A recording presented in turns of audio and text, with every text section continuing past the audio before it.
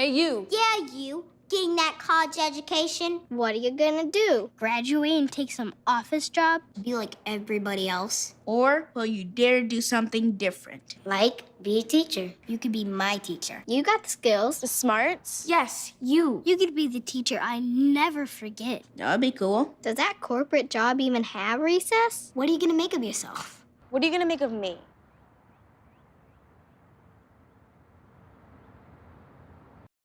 Your son wants to get a cat, but you're allergic. Do you A, prepare yourself,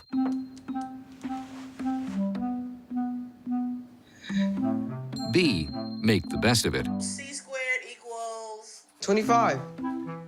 Good job. or C, find a loophole? When it comes to parenting, there are no perfect answers, but that's okay, because you don't have to be perfect to be a perfect parent. Teens in foster care will love you just the same. The following program was provided by an independent producer, solely responsible for its content. The views, information, or opinions expressed during this program series are solely those of the host and guests appearing on the program and do not necessarily represent those of this station, its staff, board of directors, or underwriters. Brainstorm, bringing great minds and ideas together, exploring a wide variety of opportunities, achieving academic excellence, using the latest technology, government's impact, preparing for 21st century careers, parenting and health issues, topics shaping tomorrow.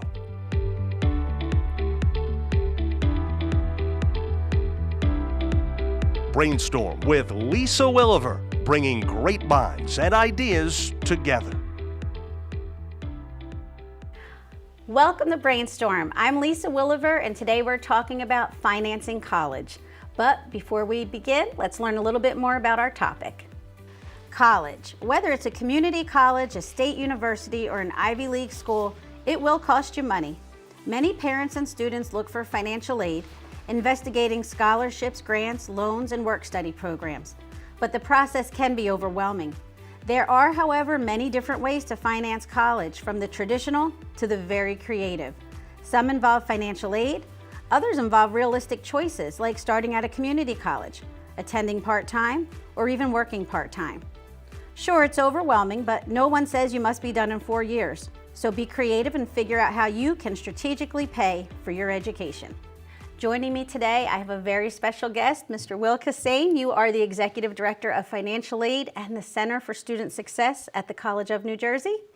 Welcome. Very happy to have you here today. And I know many parents across the country who tune in will be happy to learn from somebody in financial aid what they need to be doing, what they should be thinking about, how to prioritize. So we are happy to have you here. Why don't you tell me a little bit about your background? I've been in aid since 1989. Worked at community college for many, many years. Worked for the state of New Jersey for many years, and now I've been at TCNJ for close to 7 years. And I'm very fortunate that not only do I run financial aid, but also student success and tutoring. So it's been a really nice experience. It sounds like a very happy, Yes. happy, place where you're helping people and you're sending these kids out, Absolutely. and with as little debt as possible, I'm Yes, sure. yes. So now, years ago, I don't think people, paid attention to financial aid in college. I'm talking 50 years ago, 40 years ago. And things have changed over the years. Now, instead of thinking about it right when they hit high school, a lot of families think about it before children are even born, setting up 529s and various college funds. And of course, there are parents who may start thinking about it when the kids are in middle school. Mm-hmm. And then some who might not think about it till the application comes and the bill comes. So what's the first thing you would say to parents who have a child who's interested in going to college when it comes to financing it? I would say first, don't freak out. Okay, that's great news. Yes. Don't freak out. I like that. Don't freak out, Number because one, don't freak out. Every situation, as you mentioned, is unique. We run the gamut there from beginning, of when they're born to not realizing it until they're in their senior year of high school. Mm-hmm. Don't freak out. Hopefully, they can always visit individuals like myself at an aid office and, meet with them and, get a little breath of fresh air or dig into their knowledge and hopefully find a way to, whether it's through grants or scholarships or loans, finance the child's education. That's where maybe creativity may come in, where, as you mentioned, we may say to them, And sometimes parents don't like to hear this. We may say, perhaps your child is just, not ready to come here. This is a 4-year school. It's very expensive. You can't afford it. Perhaps you need to be more creative and tell your child, go to community college for a year. Go to community college for 2 years. Have a little bit more time to save some money and then transfer in to the regular college. Again, it's very, passionate decision to make. The children are, I want to go there, I want to go there. Moms and dads want to please their children, but sometimes reality, takes precedent, and you have to, make those tough decisions. Absolutely. And I think a lot of it, like you said, starts with picking the college that you want to attend. You should look at a variety of colleges. Absolutely. And of course, you want to look at their programs, and you want to look at how far away they are, depending on, does the child want to travel that far? But at the same time, you have to look and see what's the tuition at that school, because it may just be out of reach. I know when I was in high school, I applied to so many schools that were financially out of reach. And I was accepted, and I had partial scholarships, but they didn't work. And I ended up at Trenton State College, which is now the College of New Jersey. Correct. And it was a college that had a great reputation, but it was affordable. So for me, it worked. Correct. If that hadn't worked out, I would have ended up, doing county college and doing, working, being creative about it, because not everybody has somebody who's going to write a check for them. Correct.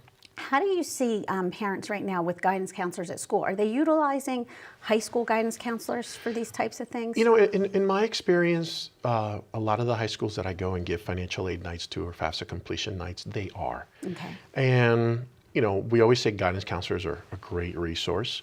A lot of the schools use, I believe it's called Navions. Yes. Where they'll post scholarships that are available or legitimate scholarship resources that the students and the families can apply to.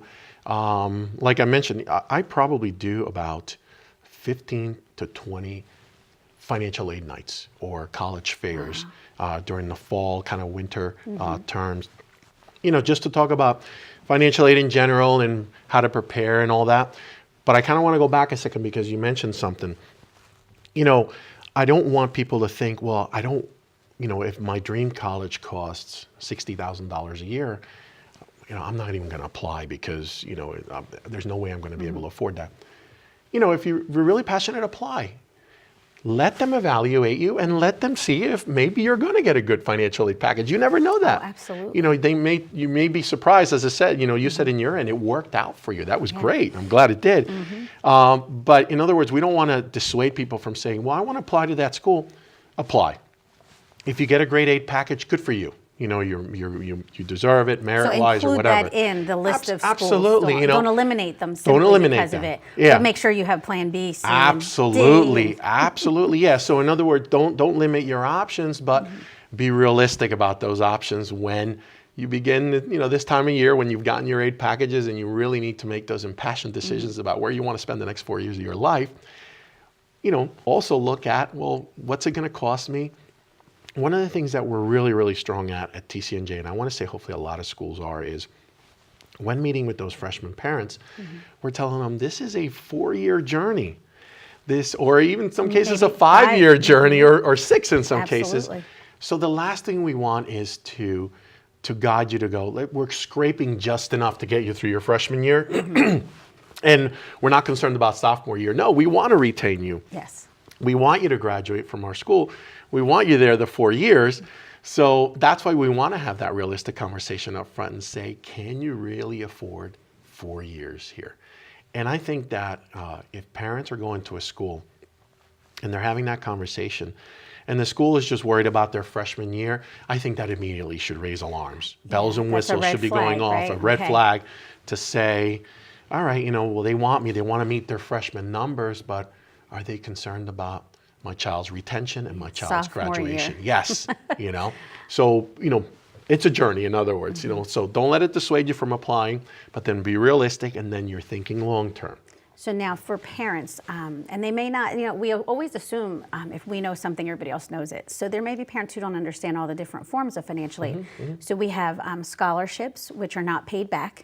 We have grants that are not paid back. Student loans, which are paid back. Correct. But there are programs sometimes where they are forgiven, depending on what the child's occupation ends up in. That's correct. And then we also have work study. That's correct. So that's the money they earn, which is not a loan. That's what they earn working on campus, I Correct. suppose. Correct. Okay.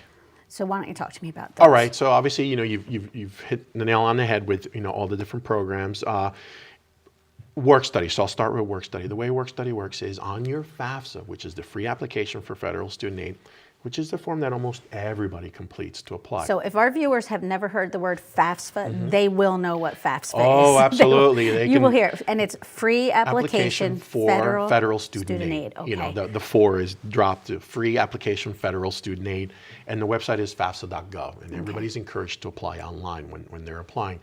Now, that doesn't mean that's the only application. So for example, I would always encourage the viewers, the parents to go, let me go to the school's website and let me see if the FAFSA is the form they require, or if they require an institutional form to apply, or both. Or some schools use what's called the CSS profile. It's called College Scholarship Services to college boards, and people do all the SATs and stuff. There are 400 institutions and scholarship entities nationally that require that. So it's kind of like a FAFSA on steroids. It asks a lot more information than the FAFSA. More in depth, okay. Absolutely, more in depth about the household and the finances. But the FAFSA is the main application. About something crazy like 28 million FAFSAs are completed annually, and most schools use that. So that's the form. That form is available October 1 of the year prior to your children going to college. So for example, your children that are in college, they're going for the 18-19 year, which is this September through May of 19. Yes. That FAFSA was available October 1 of 2017. So you get to apply almost a full year before they're going to go to college. And it uses their 2016 income. So income from 2 years ago, which those taxes should have been done. There's no issues. You can link to the IRS and everything. And if a parent goes to a FAFSA night, they'll learn all this. Yes. Okay. And that's the second thing I would probably do is tell parents, go to your guidance counselors and say, do you guys host a financial aid night with a financial aid professional or a paid or volunteer, whatever? It seems like that so evening investment would answer so many questions. Absolutely. It's really like a 2-hour investment. Yeah. That may answer a lot of questions. And but at alleviate least stress. Gets you to, all right, I've gotten the primer. Now I know what to ask later on. So yes, so that FAFSA is the main driver for all those programs that you talked about. Yes. That FAFSA asks, do you want to consider loans? And do you want to consider work study? That way it gives us that hint that when we're packaging this student for financial aid, when we're evaluating their household situation, their scholarships, at the school, whatever, that we should include loans and work study in there. The work study, the way it works is we would award a student a certain amount in work study. Let's say I give you $2,000 for the year. Our goal is $1,000 for the fall, $1,000 for the spring. What that does is it gives the student priority to go to our career center on campus and apply for open work study positions on campus. Now that doesn't mean that work study is our only source of employment. Believe it or not, my non-work study budget at TCNJ is probably 10 times bigger than my work study budget. Because the work study budget, I have to rely on the federal government to give me a certain amount of funding, and then I use that funding to give them work study jobs. So when students are working on campus, some are in a work study program, and then some are working. They're just working. They're just working as part of TCNJ. So that's coming out of TCNJ funds, and the other one's coming out of work study funds.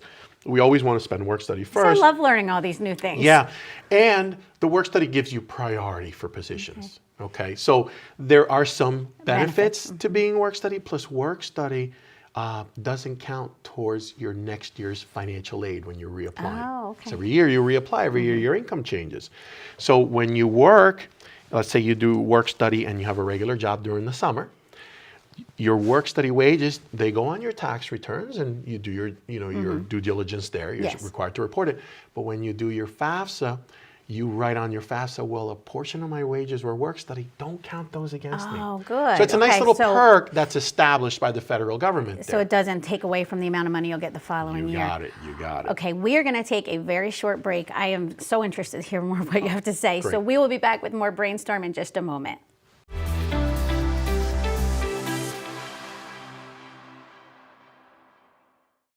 So there you are, shuffling through a stack of resumes and you come to mine. This is it, first impression, my way in. But can my resume show you how I truly stand out? Like that I was studying, going to night school while working 2 jobs just to help my parents pay for groceries. Or being the first one to always step up. No, that's something you just can't put on paper. Look beyond the resume and discover new ways to develop great talent that is dedicated, hardworking, and determined like me. They told me a bottle couldn't dream. That I would never become a superhero.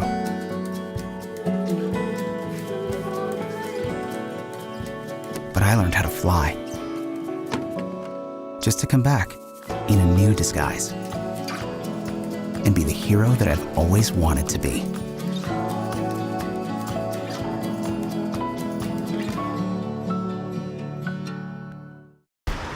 Look at you.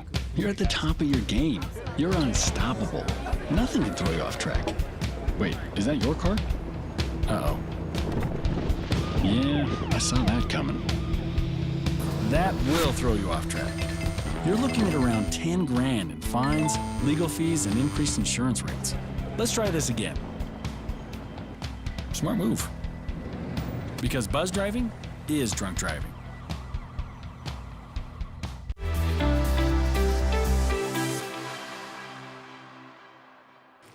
And we're back with more Brainstorm. And today we are talking about financing college. And I have Will Cassane, financial aid guru right now, because you're answering so many of my questions. We were talking about the FAFSA, which is that free application for federal student aid. I'm getting good at this. And I do want to say, I have a daughter who's in college, and I have a son who's about to go to college. And I did learn that even though it was very tedious filling it out the first time, you get rewarded after that, because the second time, your basic information is already there. That's correct. And then it says, would you like us to just automatically link to your tax return? So instead of going through your tax return and finding all the numbers, you just hit yes. Correct. And it does that for you. So it's not as intimidating or as scary as people may think. And after you fill it out the first time, you get rewarded by having everything carry over. But I do have a question regarding, I know I've spoken to some parents and they were wondering, does a financial need affect admission to a college? Would a college look differently on a student who has need? And that's a great question. And we usually get a lot of that during high school nights.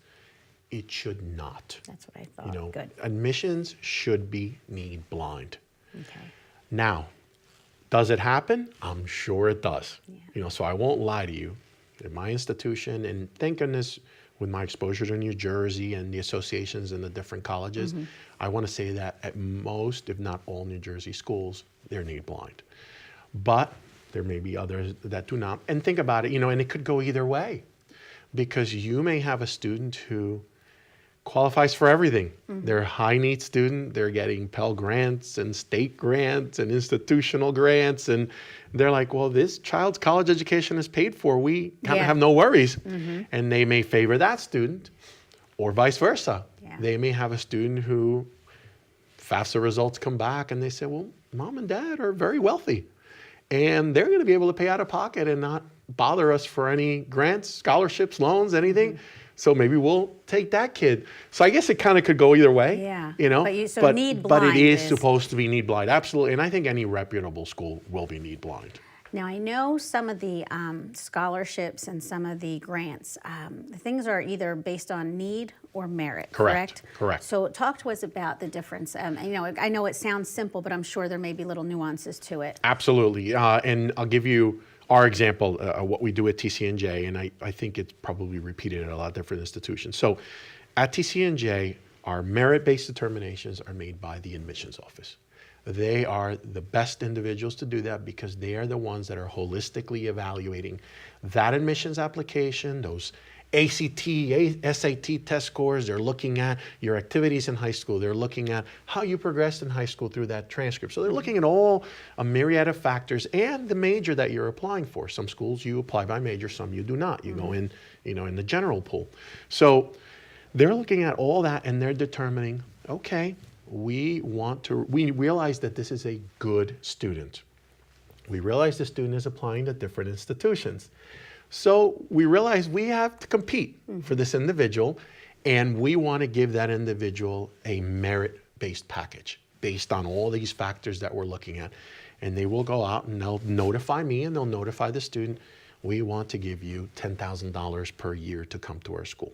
We'll send you a contract, a 3.0 GPA to maintain, all the things that you have to do to keep it. So then that's where then the relationship between the financial aid office and the admissions office is key. And I don't think most people realize that. Correct. And I think I mentioned before, I speak to the director of admissions probably on a daily basis during this time of year when we're trying to meet the class for next year. And then what they do is they tell us, well, here are our our merit candidates. And it comes over to us and then we evaluate them for need. Okay. And the need is evaluated by the results of the FAFSA. The FAFSA has what's called an EFC, Estimated Family Contribution. It's a formula established by law that tells us, based on the information you provide on the FAFSA, what that family can contribute to 1 year's worth of school. Okay. We compare that with what it costs to go to school, and there's the need. And then based on that need, we have our own matrix, just like they have their own matrix. We have our own matrix where we say, well, X need gets X amount in need-based fund. X need get X amount in need-based fund. You see, and that's all proprietary. It's all institution. Each institution is different, but then that's where then we pair the two up. The merit aid comes from the admissions.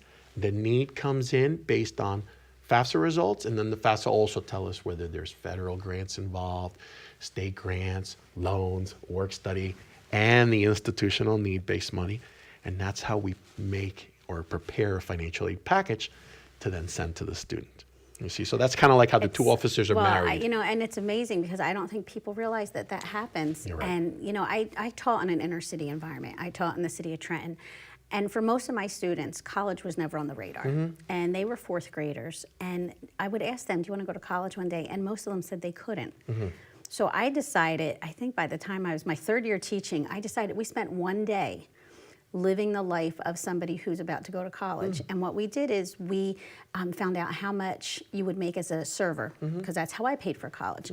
And then how much would it be to get a bus pass, because they live in a city, so transportation's there. So I said, you get the bus pass, you get the job, then you start saving so you can buy a car, and then you have access, and then you go to the county college. And we went through and they saw how they could do this, even if mom and dad didn't have any money.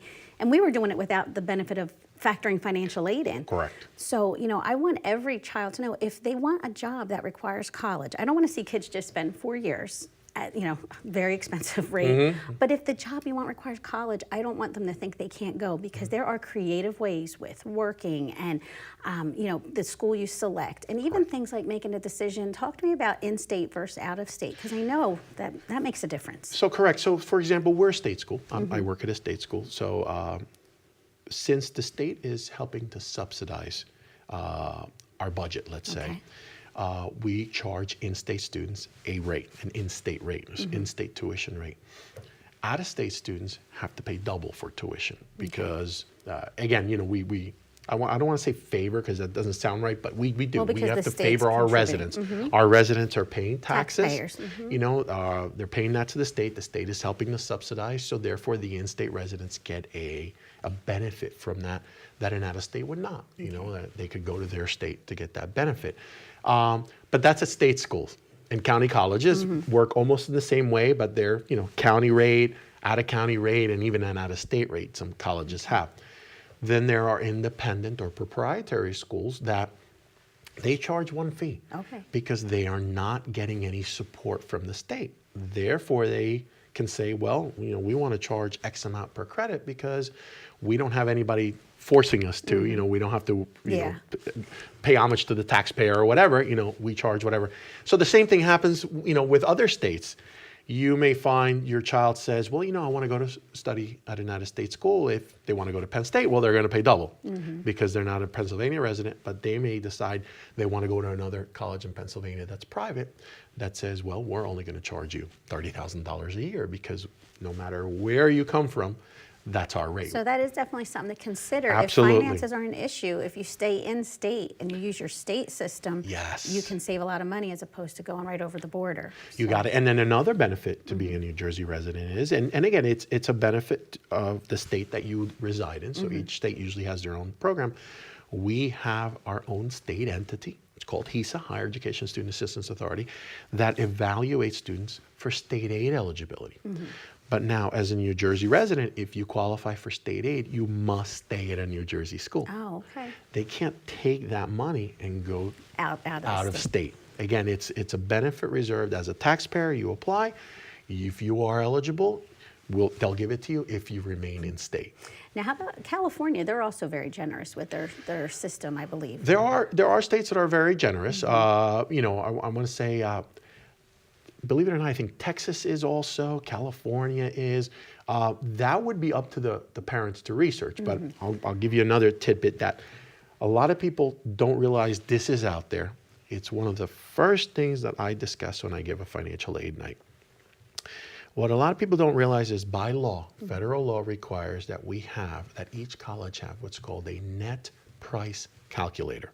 It's not always called that. Sometimes it's called a college cost estimator, college affordability estimator. It may have different names, but the bottom line is it's called a net price calculator. That's how we market it, and I think that's how the feds put it out. Okay.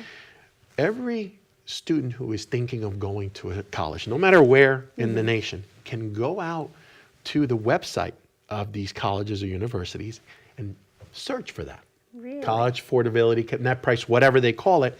And what that is it's almost a mini financial aid application that they can fill out in 5 minutes. And what it does is it tells you what the average grant and loan or financial aid package is at that school for freshman students. Oh, well, what a lot of people don't realize that. No, so again, that's how you can determine whether that college is generous or stingy, or whether that state is generous or stingy. So basically go to a financial aid night if you have the opportunity. Yes, Also, and hunt these out. Don't be afraid to go to the college websites and hunt things out. Cost of attendance, graduation rates, financial aid info, absolutely. This information that we receive for my students and my children, fantastic information that's here. Happy to hear that. So now, are you ready to play Brainstorm? I'm ready to do whatever you need me to do. Okay, so I hope you've been practicing. In the tradition of brainstorming, we will go over 8 ideas. If they are good, we keep them.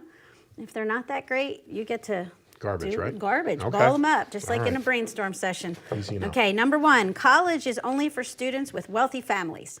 We can keep that here in this stack. And you're 'cause that's a gonna- good. It's No, only for wealthy families? Oh, I'm sorry. I thought you meant it's not. No, No, so we let's throw get that out. rid of Yeah. that one. There no, you go. No, it's not for wealthy families. There you go. Hold on. No. I would never think There that. you Anybody go. can go to college. That's awesome. Financing college isn't a one-size-fits-all proposition. That is correct. All right, so let's keep we'll that keep one. this one.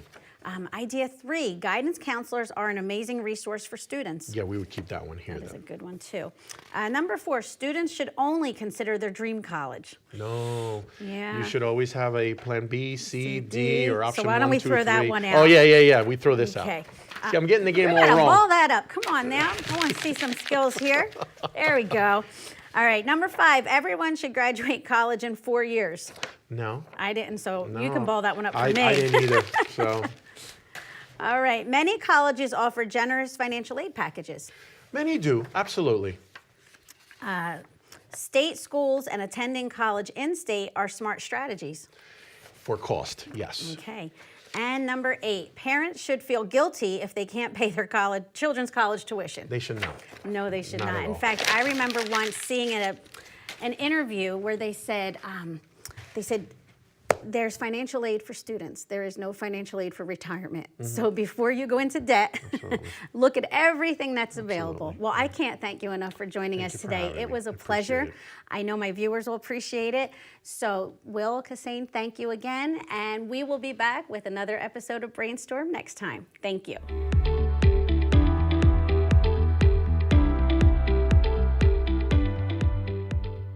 Marie, you have prediabetes. Prediabetes? I don't have time to eat right or exercise. I'm a busy mom. Oh, you're a busy mom. Yeah. This is great news. Busy moms never get prediabetes. Wait, what? Let me just... Yeah, this is all the people at risk for prediabetes, and way over here, busy moms. No?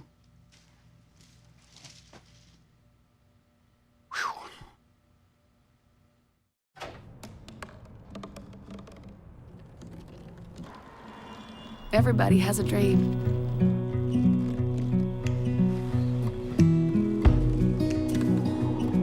Mine was to see the ocean. And with a little help,